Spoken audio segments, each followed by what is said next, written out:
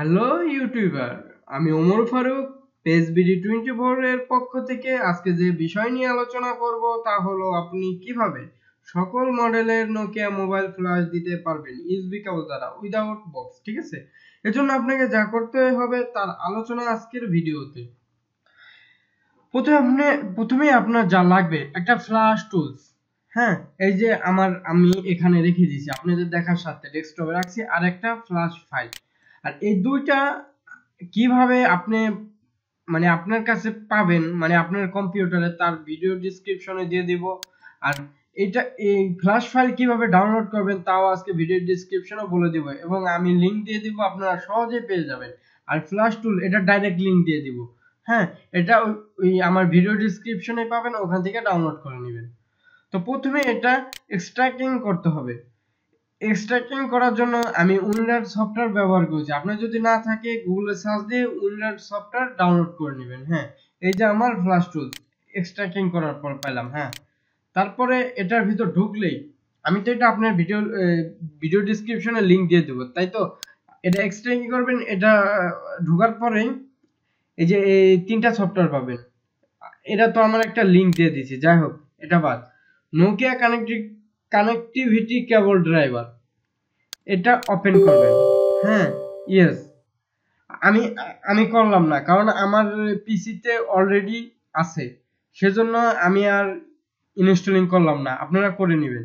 কি করবেন, এই যে নোকিয়া কানেক্টিভিটি কেবল ড্রাইভার, এটা ইনস্টলিং করে নেবেন। এটা ইনস্টলিং করলে কি হবে, আপনার যে ফ্ল্যাশ করতে যাবেন তখন ইউএসবি কেবলে ডিটেক্ট তাড়াতাড়ি করবে। হ্যাঁ, আপনার মোবাইলটা পিসিতে তাড়াতাড়ি ডিটেক্ট করবে।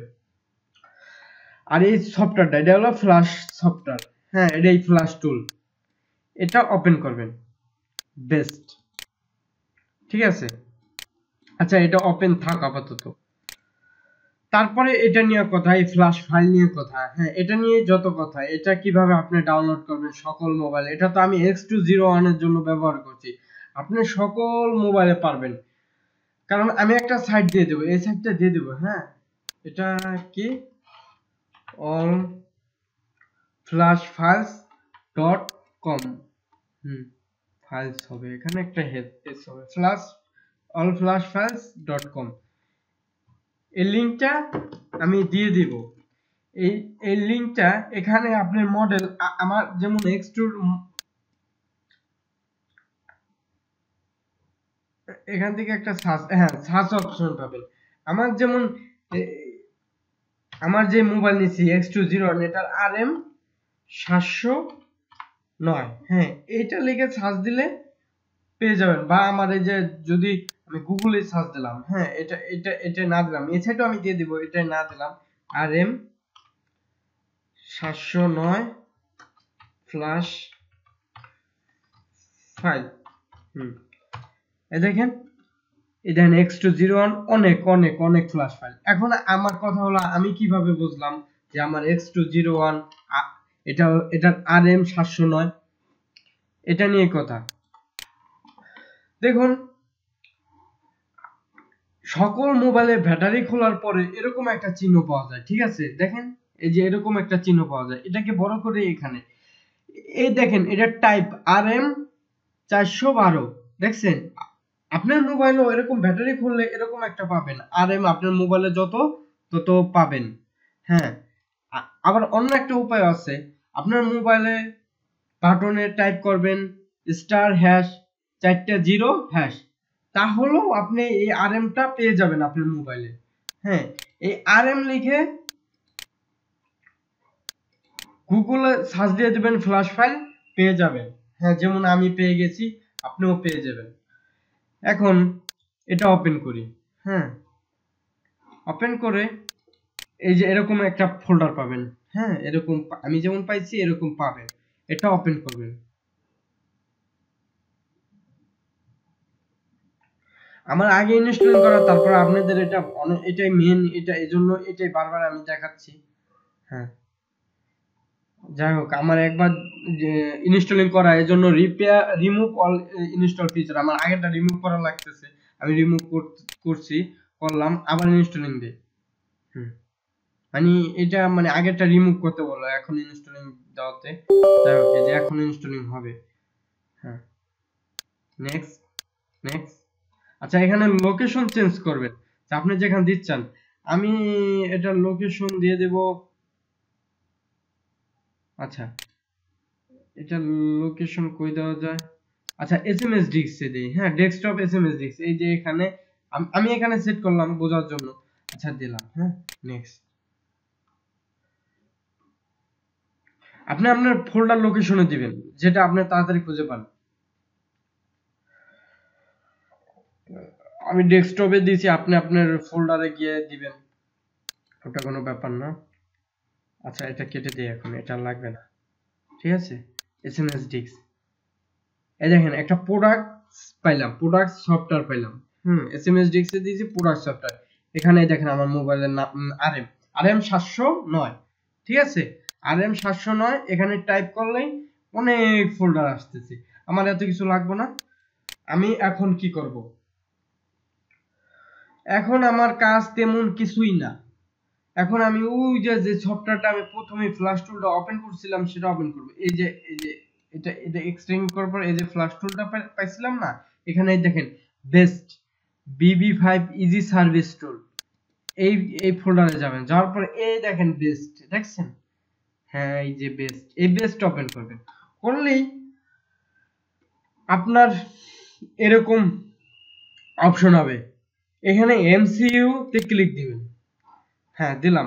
আমি যখন ডেস্কটপে রাখছি, আমি ডেস্কটপে আমি এসএমএস ডিস্ক এর ভিতর রাখছি প্রোডাক্ট আরএম এত নাম্বার, এই যে আমার MCU ফাইল পেয়ে গেলাম। আপনিও পাবেন, এভাবে গেলেই আপনি পেয়ে যাবেন, ওই একটাই থাকবে। তারপরে PPM1 এটাও ক্লিক দিব। দিলে আচ্ছা এখানেও একটাই পাবো ওই ফোল্ডারের ভিতরে। হ্যাঁ, যে ফোল্ডারে একটু আগে গেছি। দেখো আপনি আবার দেখাই দিন, না হয় আপনি বুঝতে পারেন কই গেলাম আবার। এই আরএম যেখানে আছি ওখানেই, মানে পিপিএম ওই সময় সিলেক্ট হয়েছিল এমসিইউ, এবার পিপিএম সিন এন, এখানে অনেকগুলো, আমি ফার্স্টেরটাই দিলাম। হ্যাঁ, আপনার যেটা দিতে মন চায় দিয়ে না, আমি আমারটা ফলো করলাম ফার্স্টেরটাই দিয়ে। হ্যাঁ, তারপরে আমার ফোন কানেক্ট দেই। হ্যাঁ, ইউএসবি কেবলটা আপনি হয়তো দেখতে পাচ্ছেন না, কিন্তু আমি এখন কানেক্ট দিতেছি।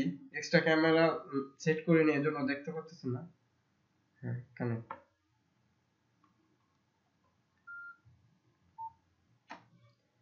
হ্যাঁ দেখুন আমার মোবাইলটা phone found series 40 device detected, phone found. হ্যাঁ, আর যদি আপনার ফোন যদি নাই পায়, হ্যাঁ আপনার ড্রাইভার গুলো যদি কাজ নাই করে, তাও তো মানে সল্ভ আছে। আপনি কি করবেন? মজিলা ফায়ারফক্স বা আপনার যে ব্রাউজার আছে তা ওপেন করবেন। হ্যাঁ, আচ্ছা ওপেন করবেন করে, সেটা এমন ফালাচ্ছে কেন?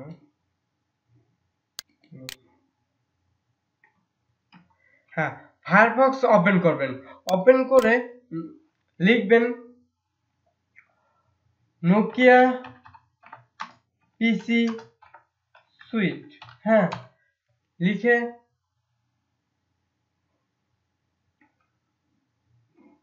আচ্ছা ডাউনলোড নোকিয়া পিসি সুইট।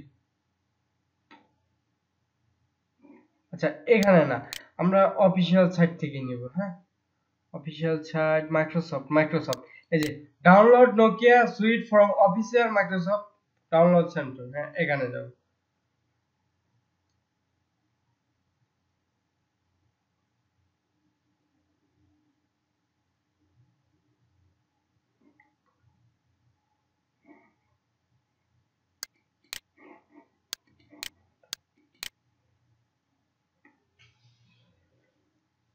এখান থেকে এই যে ডাউনলোড বাটনে ক্লিক দিব।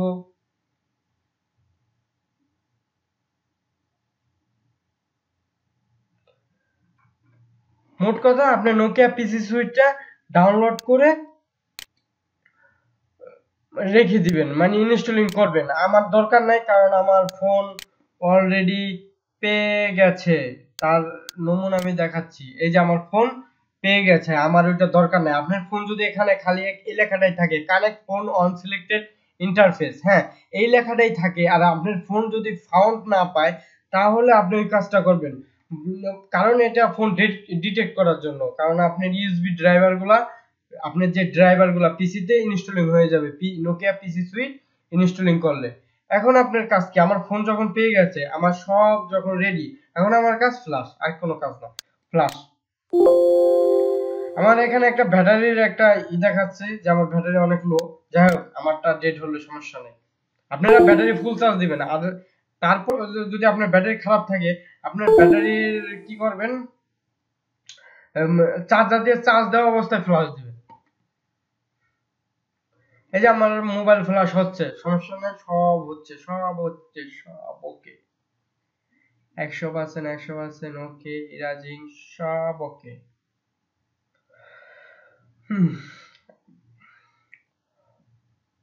আচ্ছা, এটা অনেক সময় লাগতে পারে, দেখা যায় এটা সময় 10 মিনিট থেকে 15 মিনিটও লাগতে পারে।